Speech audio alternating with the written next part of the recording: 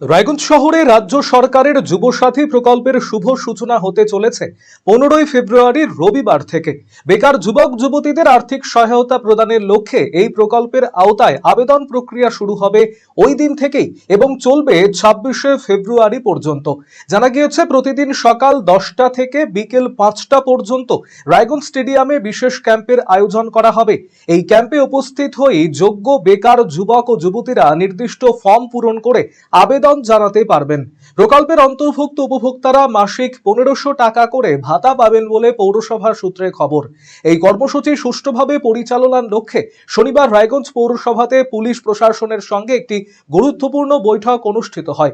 বৈঠকে ক্যাম্প চলাকালীন নিরাপত্তা, শৃঙ্খলা রক্ষা এবং ভিড় নিয়ন্ত্রণ নিয়ে বিস্তারিত আলোচনা করা হয়।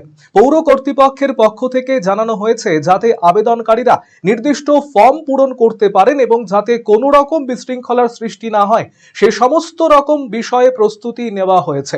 যুব সমাজের মধ্যে এই প্রকল্পকে ঘিরে ইতিমধ্যেই উৎসাহ দেখা দিয়েছে।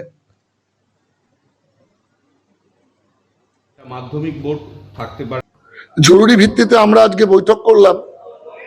আমাদের সম্মানীয় কোঅর্ডিনেটরদের সঙ্গে আমরা মিটিং করলাম, পুলিশ প্রশাসনের সাথে মিটিং করলাম, যুব কল্যাণ এবং ক্রীড়া দপ্তর আধিকারিকের সঙ্গে আমরা মিটিং করলাম। আমাদের সঙ্গে ইও এবং এফও সাহেব ছিলেন, আমাদের পৌরসভার বিভিন্ন আধিকারিকরা ছিলেন।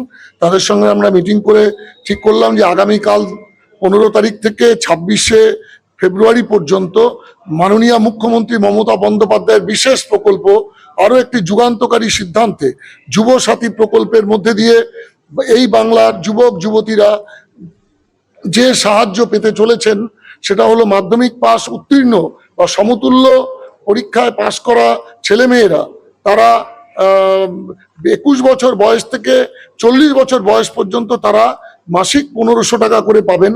এই প্রকল্পের নাম যুব সাথী প্রকল্প। এই যুব সাথী প্রকল্প ছাড়াও এই স্টেডিয়াম গ্রাউন্ডে আমাদের এই প্রকল্প অনুষ্ঠিত হবে আগামীকাল সকাল 10টা থেকে আগামী 26 ফেব্রুয়ারি পর্যন্ত সকাল 10টা থেকে বিকেল 5টা পর্যন্ত বিশেষ ক্যাম্প অনুষ্ঠিত হবে। এই ক্যাম্পে 27টা ওয়ার্ডের শিক্ষিত বেকার যুবক যুবতীরা অংশগ্রহণ করতে পারবেন।